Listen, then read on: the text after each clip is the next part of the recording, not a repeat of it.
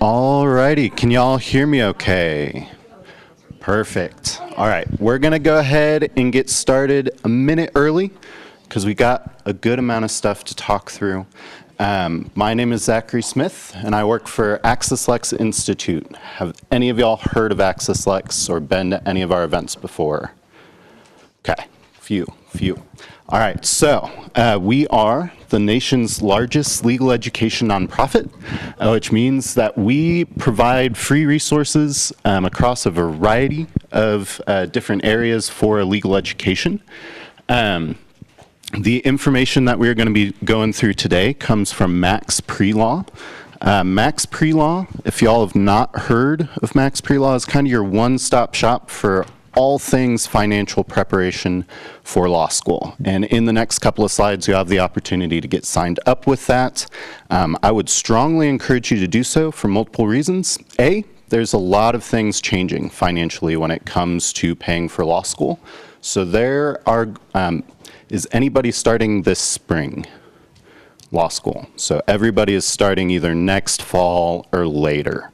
Okay, so with that being said, the reconciliation bill that passed Congress and was signed into law this summer is going to change a lot of what financial aid is going to look like for y'all. So that is one reason to get signed up. Second reason is we, for our law school programs, we have had scholarship incentives for a really long time. This is the first year that we are starting a scholarship incentive for the pre-law program. So participation in this program gets you the chance to win a $15,000 scholarship for that first year of law school. And then if you continue with Max, which is our law school program, there are chances to win $25,000, $40,000, or $50,000 scholarships there as well. So really good idea to get signed up. You can do so through this QR code, or you can go to askedna.org. Should work on either a phone or a laptop. And if you already have an account, you should be good to go. Once I see most phones down, should be good. All right. And once you are there and you click register, this should be the screen that you see. You are going to register as a pre-law student, and then once you are admitted to a law school, you can contact us to get your account switched over to being a law student account. Okay, and then once in, this should be what you see. Max Pre-Law is going to be in that top left corner. Student success resources, these are really good resources to check out ahead of your 1L year. And then Max by AccessLex, that is going to be where you go once you are a law student for all our personal finance resources there. Alrighty. Now this is what Max Pre-Law looks like. There are a few key things on here. So first, that step-by-step guide to law school admissions. That starts about 2 years out from being admitted to law school.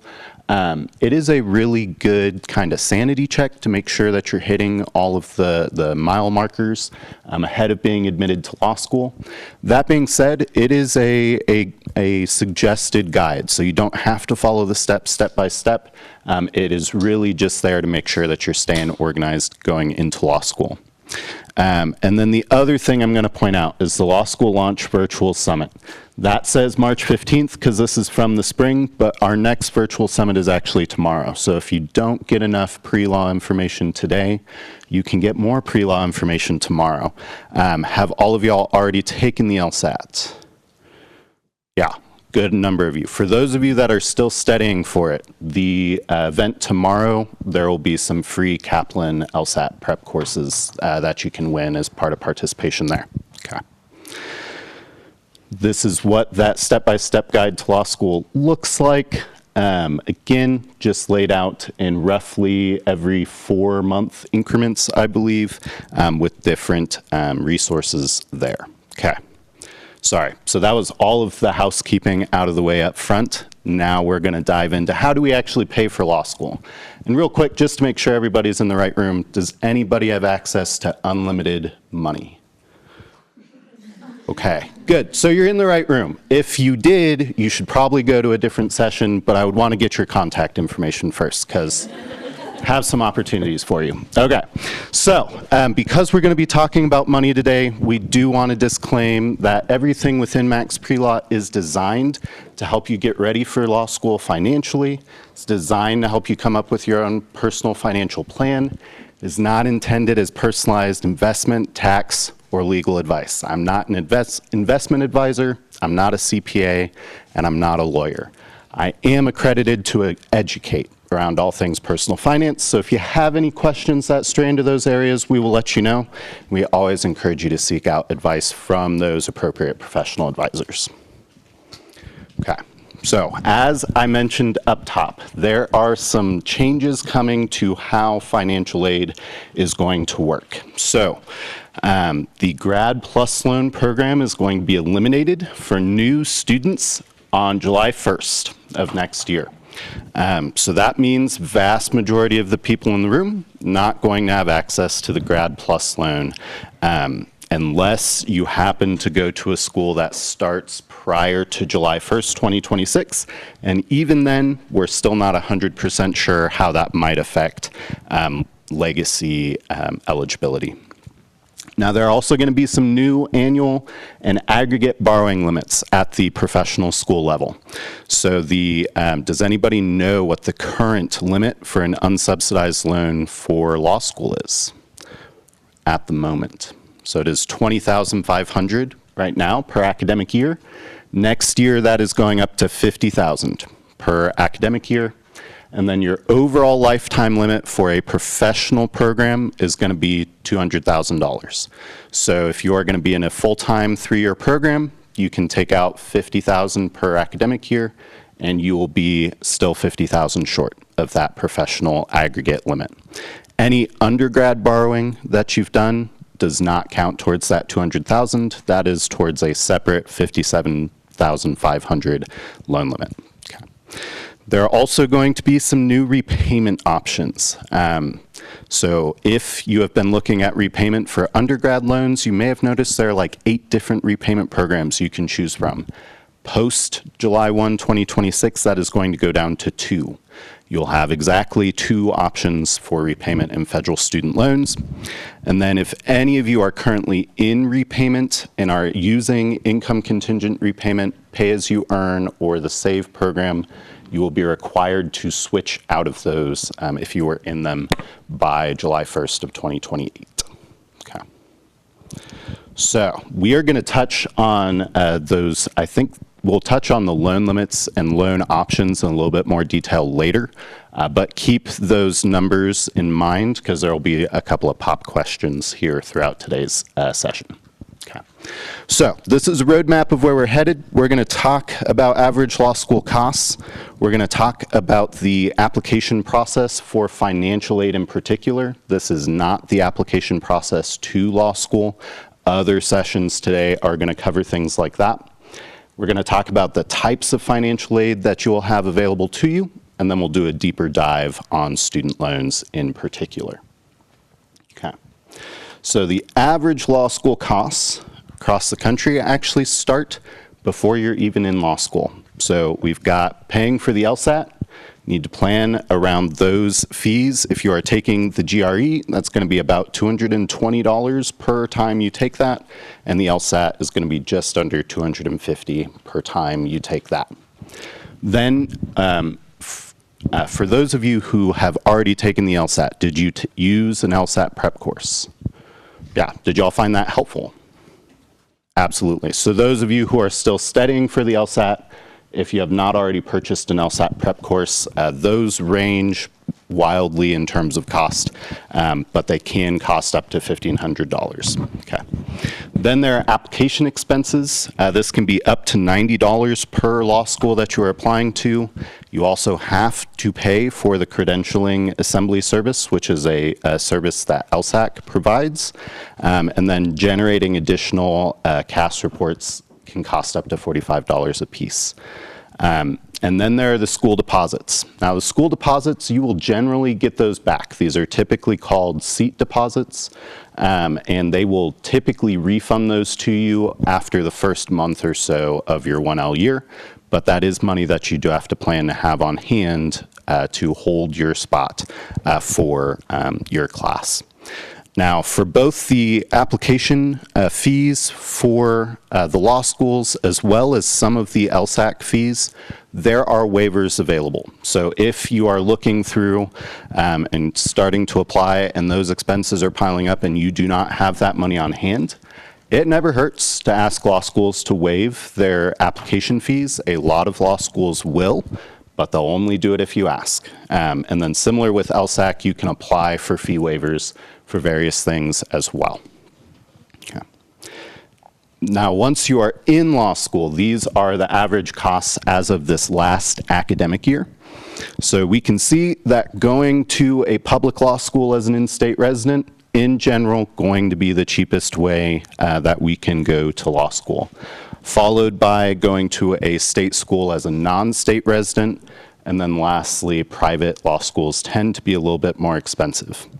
Now, that doesn't mean that private law schools are automatically bad, doesn't mean that you have to go to a law school in the state that you're from as an in-state student. There are plenty of other considerations outside of the financial ones that you should be taking into account. So if you have a particular practice area in mind and there is a private law school that is the best in that practice area and that is where you want to go, that is absolutely okay. You're just going to need to plan and budget to make sure that that is going to fit your long-term financial goals. Okay. Now, average borrowing for law school as of 2024 is just over $100,000. Now, that is only for law school. If you borrowed at the undergrad level, the average actually goes up to around $150,000, $160,000 total. So if you were only accounting for the law school loans, you would have about $16,000 of interest that would accrue while you are in law school. And on a 10-year repayment term, that would be a payment of $1,400 a month. And on a 25-year repayment term, that would be about $840 a month. Now, there are some other ways to lower those payments, primarily using an income-driven repayment plan. Those can be particularly helpful, especially if you're thinking about going into public service or public interest after law school. Now, cost of attendance. This is kind of the first big thing that we have to talk about before we dive into financial aid. Cost of attendance serves two primary functions.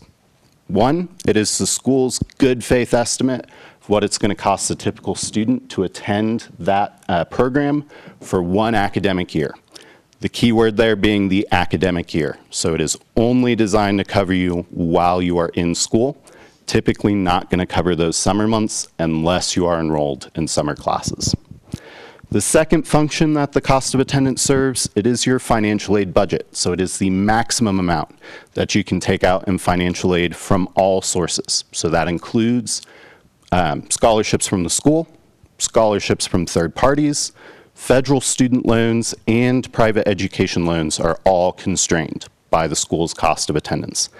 Now, if you have, for example, if you are paying for your own health insurance and the school does not automatically include health insurance in your cost of attendance, you can apply to have that be added into your cost of attendance so you can get financial aid to cover that. If you are going into law school with dependents and you need childcare and stuff like that, then you can apply to have childcare included as part of your cost of attendance to have financial aid cover those things. And then similarly to the health insurance, if you have run into some sort of medical or dental emergency while you are in law school, and that eats away at a big chunk of your financial aid refund, you can apply to have those things included in your cost of attendance as well. Now, doing cost of attendance adjustments can be good to get you access to that financial aid, but it's typically going to be additional loan funding. So there needs to be a little bit of a balance there, and you need to understand that because it's going to be additional loan funding, that is additional money that you're going to be paying back post-law school. Now, cost of attendance is made up of two primary costs. They're the direct costs going directly to the school, So that's your tuition and fees.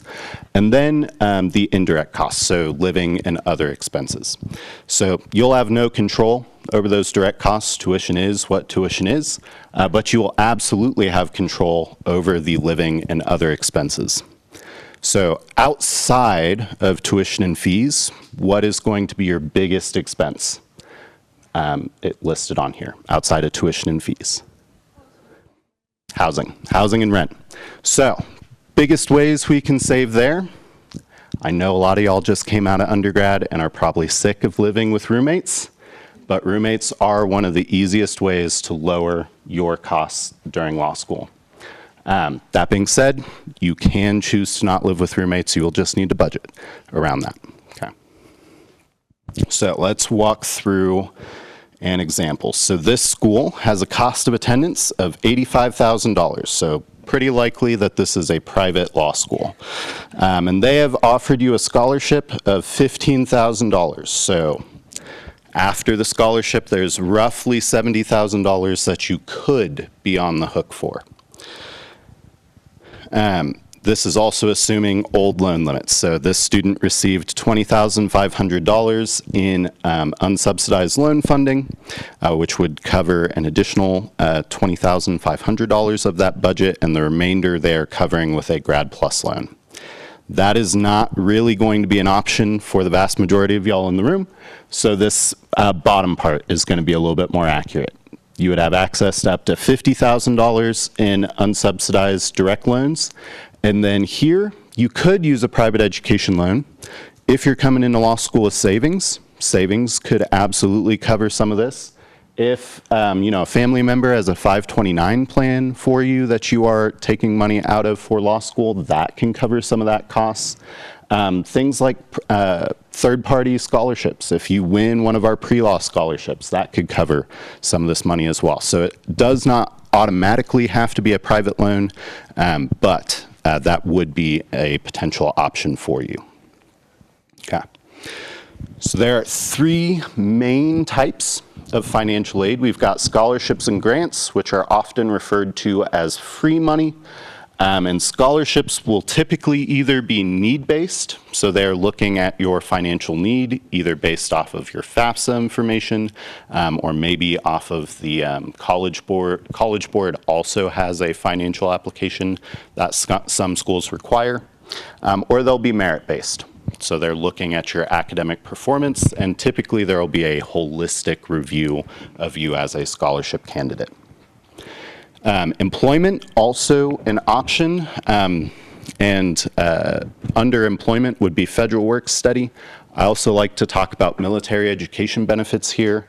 So if any of you in the room are a military veteran or a dependent of a military veteran, there may be some military education benefits that you have access to through that form of employment.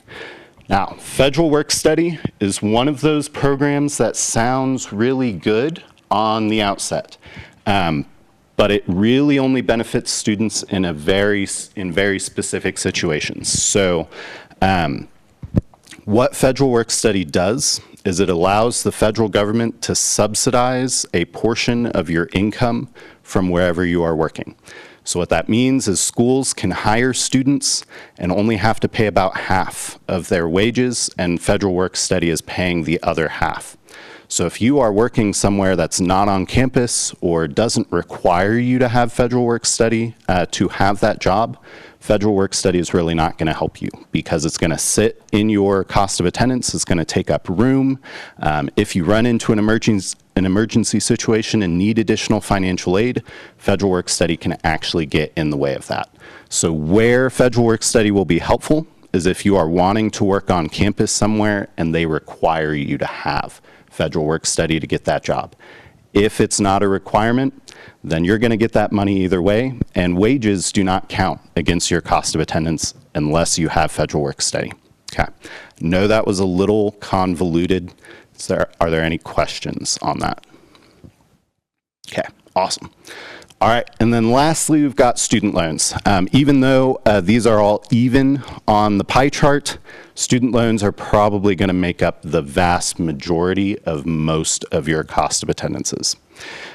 In general, there are federal student loans and private student loans. If you are going to go to law school in a state that is not Utah, some states have state-level student loans as well, typically for in-state residents. Now, this is another resource that we have available. This is separate from both the pre-law scholarship programs and the Max scholarship programs. This is the only place on the internet that is only third-party scholarships for legal education.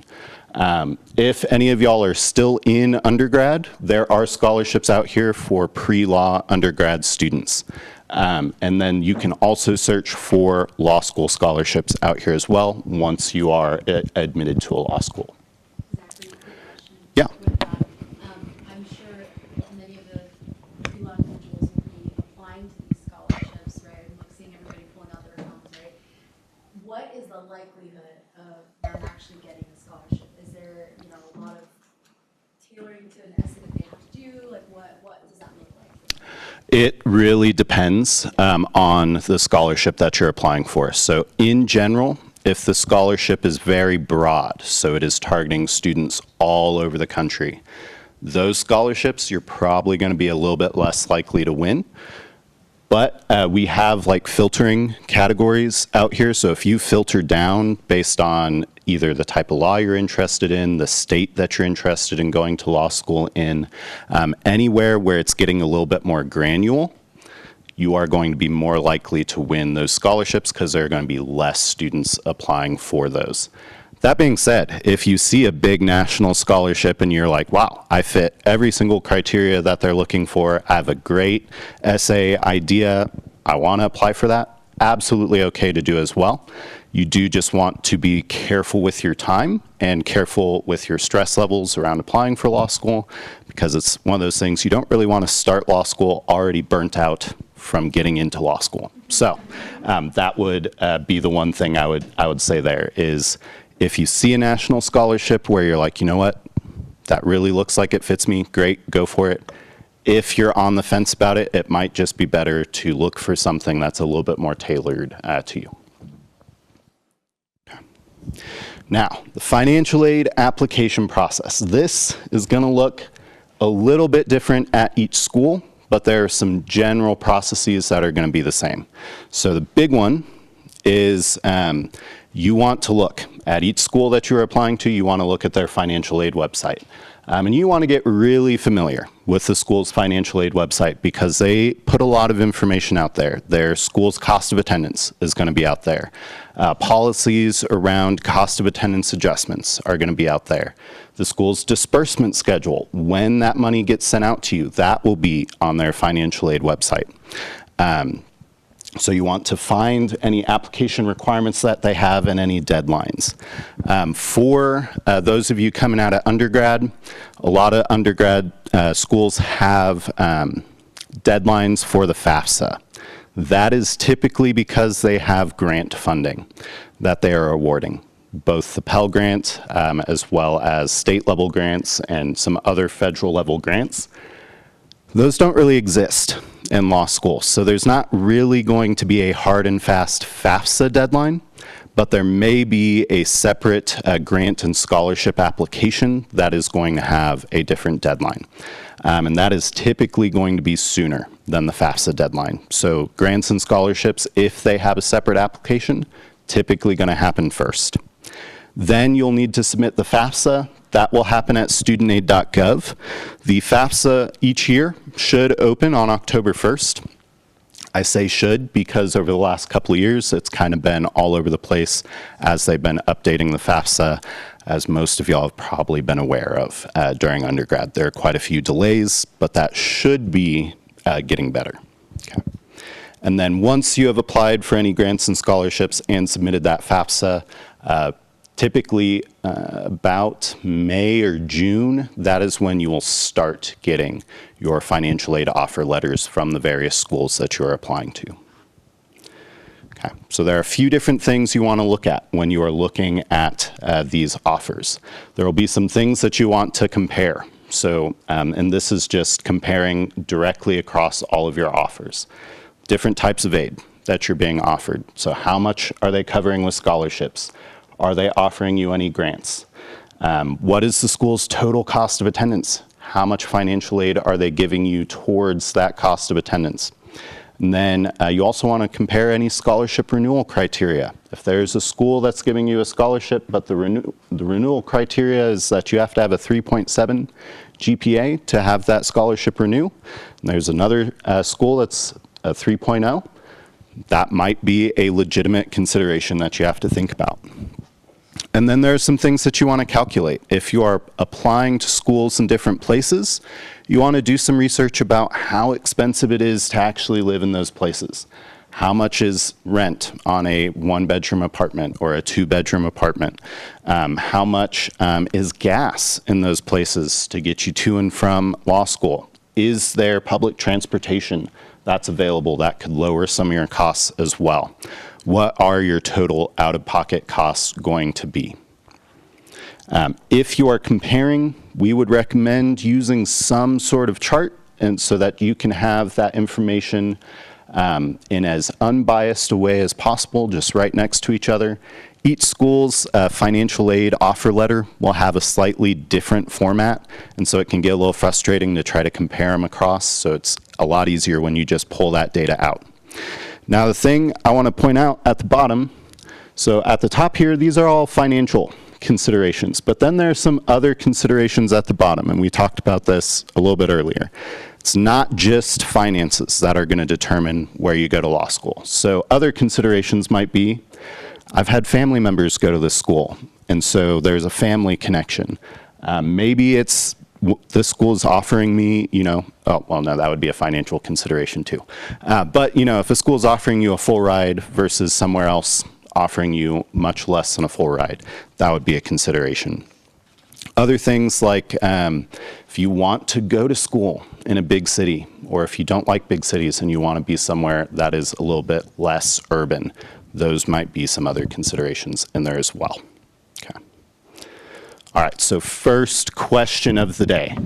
You have been accepted to a law school with a total cost of attendance of $64,000, and you have been offered a renewable merit scholarship of $15,000 a year and a one-year third-party scholarship of $2,500. If you receive no other financial aid, how much would you be able to take out in a federal direct unsubsidized loan for your 1L year?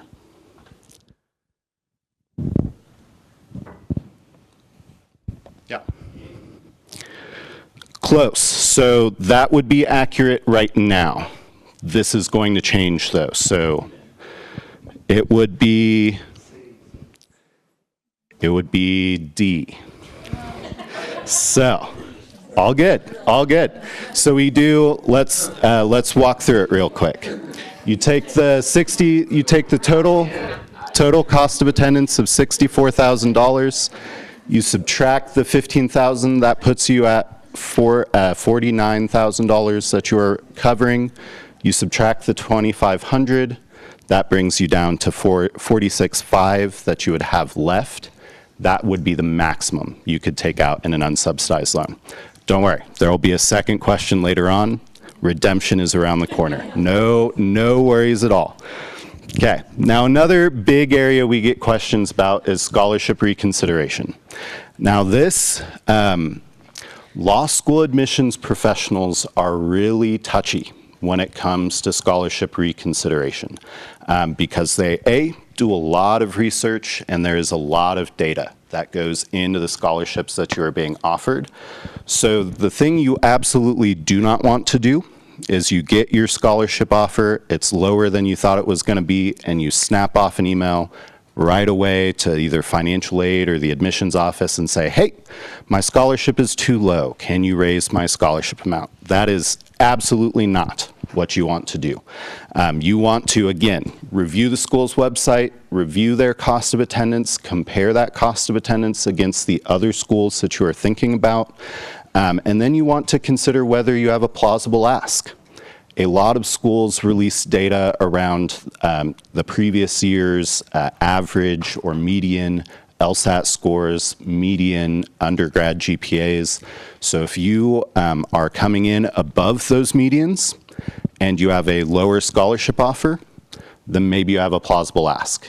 If you are coming in under those medians and you have a lower scholarship offer, you are probably not going to have a plausible ask for an increase in your scholarship. So there is a lot of research that you need to do ahead of time.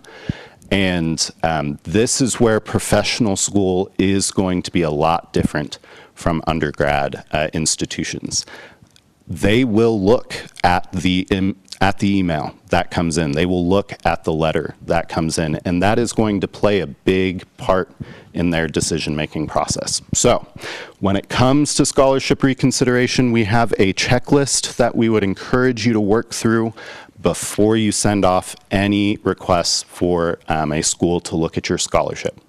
Now that I've freaked you out about the process, it is a normal process. This is a normal thing for law students to do, and a lot of you in the room may have very plausible asks. You might get a really good scholarship offer from a top-tier school that maybe you're just not as interested in going to, and a lower-ranked school has given you a smaller scholarship offer in comparison to the school's cost of attendance. That would be a good, you would have a very plausible ask in that situation. Okay. Now, again, no students starting this academic year, so this is what your loan options are going to be.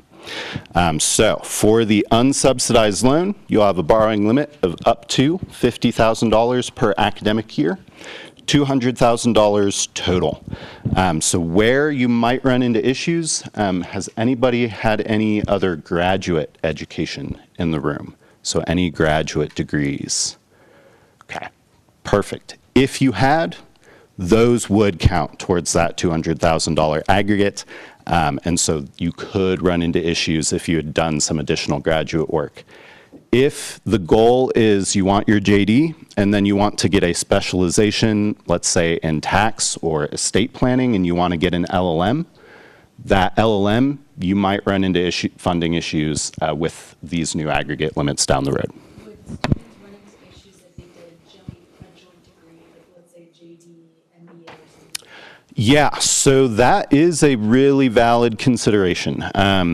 It is still unclear how joint degree programs are going to be handled for the terms of the new aggregate limits, but the entire joint program would have to fit within that $200,000 range. So especially if it's going to extend the amount of time that you're in law school, that might be where you would run into getting close to that aggregate limit. Absolutely. The interest rates on federal student loans are updated every summer, so we don't know what next year's interest rates will be yet. This year, they are sitting at about 7.9% for the unsubsidized loan. You are going to have you will have two repayment options when it comes to federal student loans. There's the fixed payment standard plan, and then there's the repayment assistance plan that will go into effect next summer. And then the big thing with federal student loans is there are forgiveness options for federal student loans. There's public service loan forgiveness.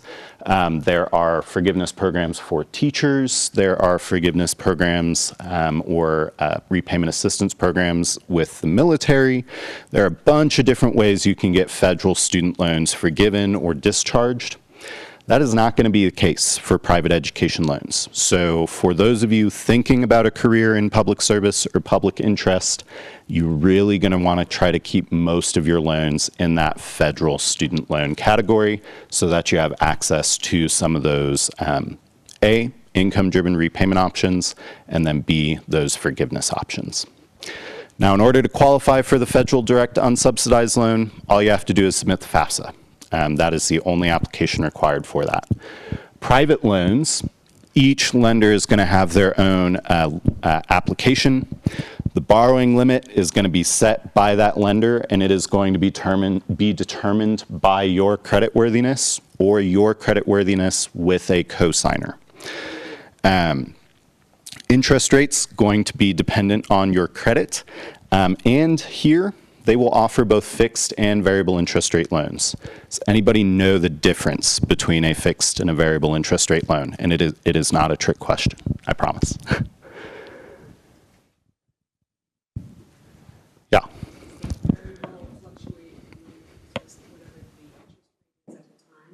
Yes, so variable interest rates will fluctuate, and it will typically be based off of some sort of index. So they might be following like a treasury security of some sort, so like a treasury bond, the interest rate for that.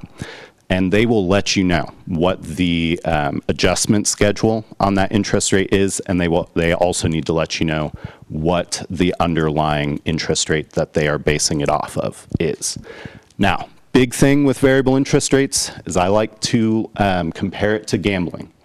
If you go to a casino, the casino is set up to win 99 times out of 100. Banks are going to price variable interest rate loans or set those variable interest rates in a way that is going to benefit them over you 99 times out of 100.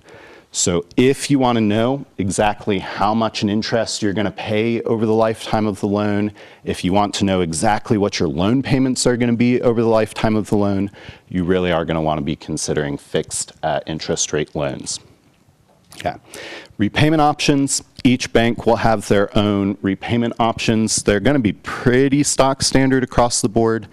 You'll really be just choosing what your repayment timeline is going to look like. So they might give you a 5, 7, 10, 15-year repayment options or something like that. Okay. Now, federal student loans. Again, the only federal student loan you'll have access to is that federal direct unsubsidized loan, and the FAFSA is the only thing you have to have on file.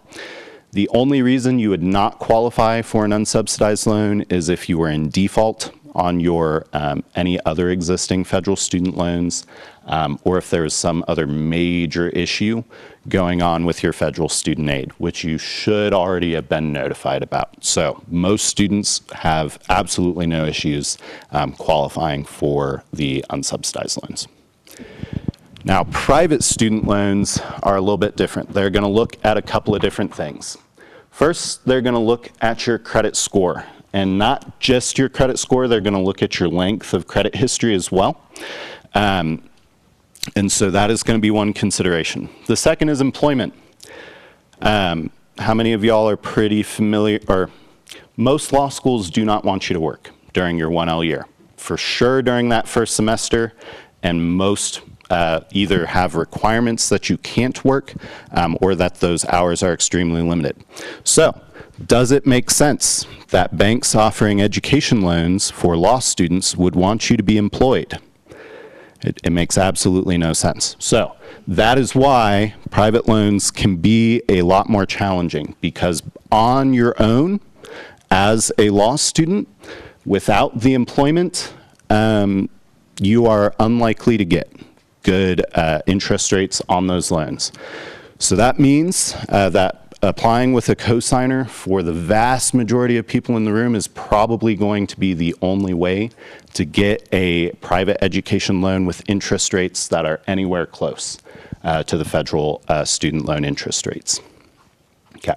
They're also going to require that you are enrolled. That is a requirement for any education loan, whether federal or private. So that is not really different. Big things here. There's not a, some banks will have like a preferred credit score that you are around, and they will be very public with that information.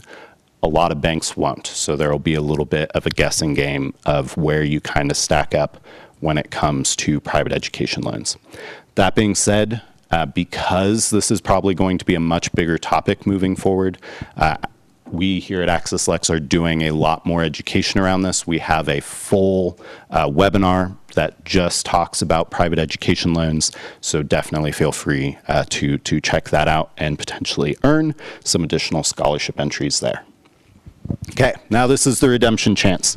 Okay, so you have been accepted to a law school with a total cost of attendance of $85,000. You've been offered a renewable merit scholarship of $10,000, and you have maxed out your federal direct unsubsidized loan, so that is $50,000.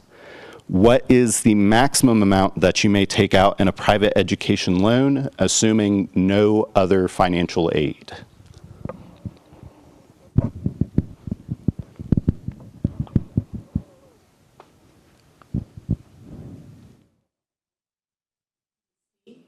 C, yes, absolutely. All right, we are redeemed. Excellent.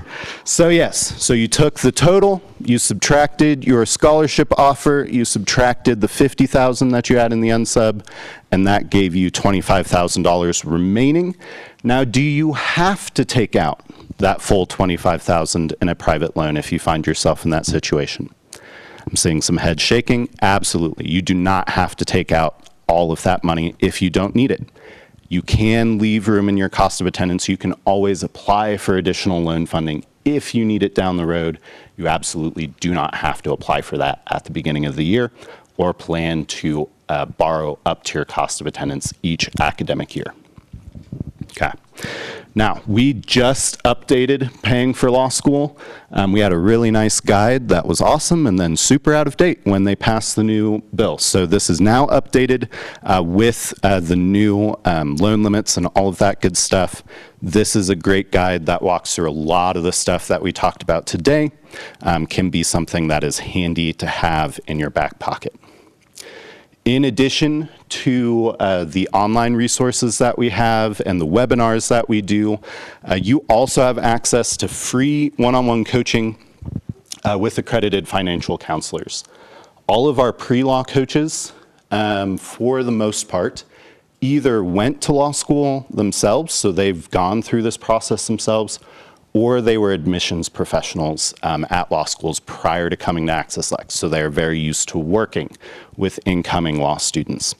Now, this is not really going to be the place to go to talk about your law school essays or your personal statements or anything like that. This is really more focused on making sure you're financially prepared for law school. But if you run into any financial questions while you're getting ready, this is a great resource. It is free. As often as you need it. So if you want to set up an appointment once every couple of months with a coach to make sure that you are on track financially, that is absolutely something that you can do. Okay. All things Max Pre-Law are accessed through Ask Edna. Most of y'all already got that account created. Go ahead and get logged in real quick because there's going to be a scholarship entry code that gets you that entry into the scholarship drawings. Okay, and then this is the Law School Launch Virtual Summit information. Again, this is tomorrow. There will be information from financial aid experts. There will be some admissions tips and strategies. And there will also be a panel of current law students. And again, there will be a chance to win, I think we're giving out 12 Kaplan LSAT prep courses that I think are valued at about $1,200 a piece. Those numbers may be slightly off. They are expensive. So you may win a LSAT prep course.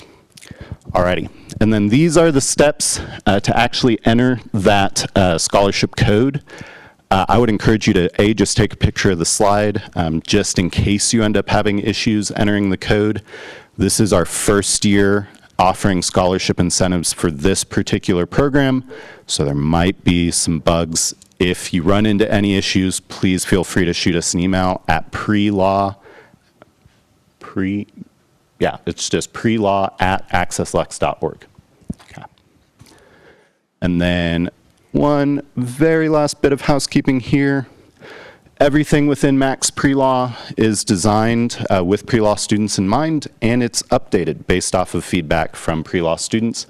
If you do give us feedback, you are entered to win some Amazon gift cards. So big theme here at AccessLex. If you interact with us and if you give us feedback or you use our resources, there is typically something in it for you outside of the resource itself.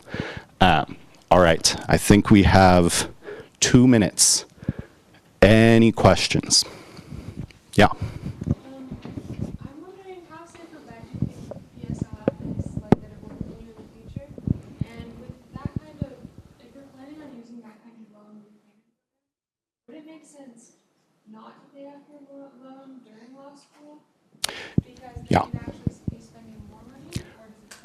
Yeah. So the question is, how likely is public service loan forgiveness to continue to be a program? At a high level, the program is very likely to continue. In order for it to go away, it would need to be an act of Congress, and there's just not been enough support in Congress to get rid of public service loan forgiveness. That being said, there may be some changes made to the program. If you are pursuing public service loan forgiveness, it generally does not make as much sense to start paying on your loans during law school because that's just taking away from money that could be forgiven down the road. That being said, if you are, kind of on the fence and you're like, well, I might go into public service and I might not, I really want to keep my options as open as possible, paying down your student loans can still be something that's helpful, especially if you don't know that you're going to be able to commit to the 120 payments, so roughly 10 years worth of payments required. It's really going to be a very personal, it's really going to come down to your personal goals. But in general, yes, if you are all in on PSLF, it would not make sense to get aggressive with paying off your student loans because you're just paying off money that could be forgiven under the program. Yeah. All right, that's it. Round of applause. Thank you so much. Really helpful. Everyone can hear me without a microphone. Just really briefly, so we've got lunch right now. We'll be hearing from